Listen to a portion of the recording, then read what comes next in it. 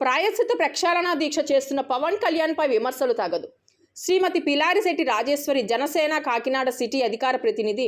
సనాతన ధర్మాన్ని కాపాడేందుకు, మన సంస్కృతి సాంప్రదాయాల విలువలను కాపాడేందుకు ఉప ముఖ్యమంత్రి పవన్ కళ్యాణ్ దీక్షలు చేస్తుంటే దాన్ని కూడా వక్రబుద్ధితో సినీ నటుడు ప్రకాష్ రాజు తదితరులు హేళనగా మాట్లాడటం బాధాకరమైన విషయమని కాకినాడ సిటీ జనసేన ప్రతినిధి పిలారిశెట్టి రాజేశ్వరి తెలిపారు. కాకినాడ తన స్వగ్రామంలో పాత్రికేయులతో మాట్లాడుతూ, గత ప్రభుత్వంలో చేసిన అవినీతి అక్రమాల దందాల నుండి ప్రజలు విసిగి వేసారే కూటమి ప్రభుత్వాన్ని గద్దెనెక్కించారని, అయితే తిరుపతి లడ్డూలోనే అవినీతి జరిగిందని తెలిసి ఇప్పుడు కొంతమంది పిచ్చి ప్రాలాపనలు చేస్తున్నారని, అయితే ఉప ముఖ్యమంత్రి పవన్ కళ్యాణ్ ప్రక్షాళన దీక్షను 11 రోజులు చేపట్టి అనంతరం విజయవాడ కనకదుర్గ అమ్మవారి మెట్లు కడుగుతూ సేవలు చేస్తుంటే కొంతమంది పిచ్చి ప్రాలాపనలు చేస్తున్నారు. వారిని కూటమి ప్రభుత్వం వదలదని తెలిపారు.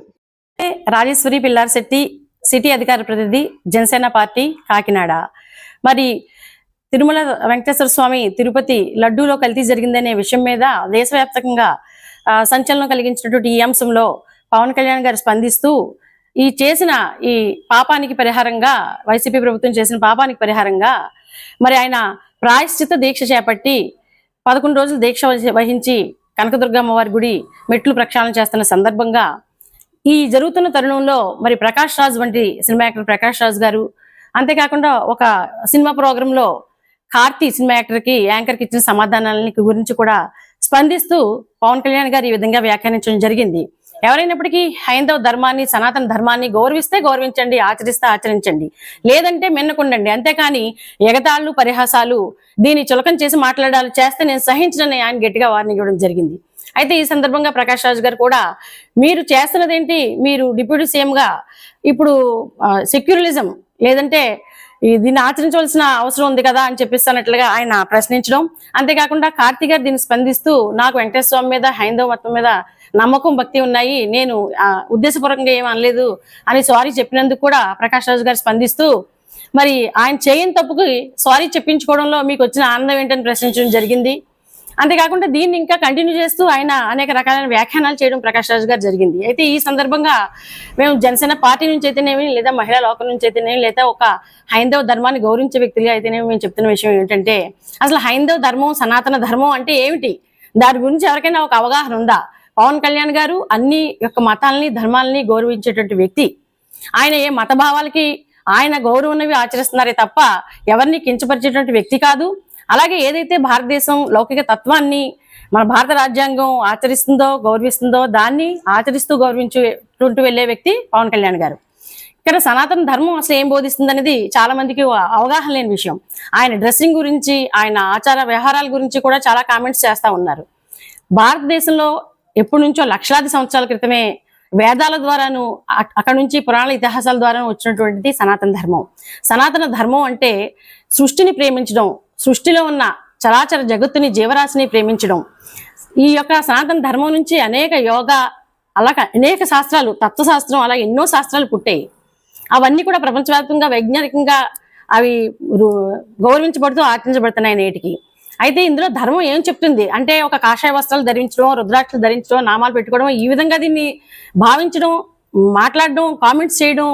మరి గతంలో కూడా ఉదయనిధి స్టాలిన్ గారు ఇది కలరా డెంగ్యూ లాగా ఇది వ్యాపిస్తుంది అంటే ఇది ఒక నెగిటివ్ సనాతన ధర్మం అనే భావం కానీ, ఆచరించడం కానీ ఒక నెగిటివ్ సెన్స్ లో కూడా ఆయన మాట్లాడడం జరిగింది. కాబట్టి పవన్ కళ్యాణ్ గారు వీటిని ఖండిస్తా ఉన్నారు. సనాతన ధర్మం ఏం చెప్తుందంటే, ధర్మో రక్షతి రక్షితః, ఎవరికీ అపకారం చేయొద్దు, జీవహింస చేయొద్దు, ప్రకృతిలో ప్రతి మనిషిని, సృష్టిలో ఉన్న జీవరాశులందరినీ కూడా సమానంగా గౌరవించండి, పరుల సొమ్ముని ఆశించొద్దు, ఆశిస్తే కర్మ తన పని తను చేసుకుపోతుంది. ఈ రోజు మనం ఒకరిని ఆశించామా, ఒకరికి హాని చేసామా, ఒకరిని నొప్పించామా, ఒకరిని కీడ్ చేసామా అంటే అది తిరిగి మనకి కర్మ ఫలం రూపంలో మనకి అందజేస్తుంది. మనం మంచి చేస్తే మనకి మంచే తిరిగి వస్తుంది, మనం చెడు చేస్తే మనం చెడే తిరిగి వస్తుంది. కాబట్టి ధర్మం, సత్యం, న్యాయం అనేటువంటి అంశాలని ప్రతి మనిషి కూడా జీవన గమనంలో వాటిని ఆచరించాలని చెప్పేసి సనాతన ధర్మం చెప్తుంది. ఒక ఎగ్జామ్ రాసేటప్పుడు మీరు అనేక రకాల గైడ్సో లేకపోతే టెక్స్ట్ బుక్సో రకరకాల ఆథర్స్ రాసినవి ఫాలో అవుతారు. అల్టిమేట్గా మీరు రాసిన ఎగ్జామ్స్ పాస్ అవ్వడానికి మీరు రాసిన కంటెంట్ మార్క్స్ ఎలాగైతే ఆధారం అవుతాయో, మనం మంచిని ఆచరించడానికి ప్రపంచంలో ఉన్న అనేక ధర్మాల్లో హైందవ ధర్మం, సనాతన ధర్మం, క్రిస్టియానిటీ, ముస్లిం అనేక మతాలు ఉన్నాయి. ఎవరు ఆచరించవలసింది వాళ్ళు ఆచరించవచ్చు, ఎవరు నమ్మకం ఉన్నది వాళ్ళు గౌరవించవచ్చు. కాబట్టి నాకు అది నమ్మకం ఉందని నేను ఆచరిస్తాను, ఆచరించేవాళ్ళు ఆచరించండి అంతే తప్ప దీని మీద ఎగతాళి పరిహాసాలు వద్దని ఆయన స్ట్రాంగ్ గా వార్నింగ్ ఇస్తున్నారే తప్ప ఆయనకి లౌకిక తత్వం మీద భారత రాజ్యాంగంలో అందరి మతాలకి గౌరవించే విధానం పట్ల ఎటువంటి చిన్న చూపు కానీ లేదంటే హైందవత్వాన్ని మతాన్ని ప్రమోట్ చేసే ఉద్దేశం కానీ ఆయనకి లేదు. కాబట్టి ఏ పార్టీ నాయకులైనా లేదా సినిమా యాక్టర్లైనా లేదన్నా సమాజంలో ఏ వ్యక్తి అయినా సరే పవన్ కళ్యాణ్ గారి యొక్క ఉద్దేశాన్ని గ్రహించండి. ఆయన సనాతన ధర్మంలో ఉన్న మంచిని ప్రబోధించి ముందుకు తీసుకెళ్దాం. ఎందుకంటే మనం చూస్తా ఉన్నాం గత పాలనలో ఎటువంటి అరాచకాలు, అక్రమాలు, ఇంకోళ్ళు ఆస్తులను స్వాధీనం చేసుకోవడాలు, దౌర్జన్యాలు, దాడులు, చిన్నాలనే చంపేస్తే తికాణాలని తత్వాలు ఇవన్నీ ఎందుకు జరుగుతున్నాయంటే సమాజంలో పెట్టరేగిపోయిన అక్రమ అన్యాయ తత్వాలు. కాబట్టి వాటిని అరికట్టాలంటే మనకు సనాతన ధర్మం బోధిస్తుంది. దాన్ని స్వీకరించి ఆ ఫాలో అయితే ఫాలో అవ్వండి అని చెప్తున్నారు. దానికి ఎవరైనా అడ్డుపడి దాన్ని కలుషితం చేస్తున్న వారి పట్ల కూడా కఠినంగా ఉంటామని వ్యవహరిస్తున్నారే తప్ప ఆయన లౌకిక తత్వానికి, భారత రాజ్యాంగం యొక్క సెక్యులర్ సిస్టమ్కి, సెక్యులర్ విధానానికి ఏమాత్రం ఆయన వ్యతిరేకం కాదు. మరి గ్రహించుకునే వాళ్ళు సరిగ్గా గ్రహించుకుని సరిగ్గా మాట్లాడండి. వక్ర భాషలు చెప్పి అనేక రకాలైన అనుచితమైన కామెంట్స్ చేస్తే దీన్ని మేము పూర్తిగా ఖండిస్తా ఉన్నాం.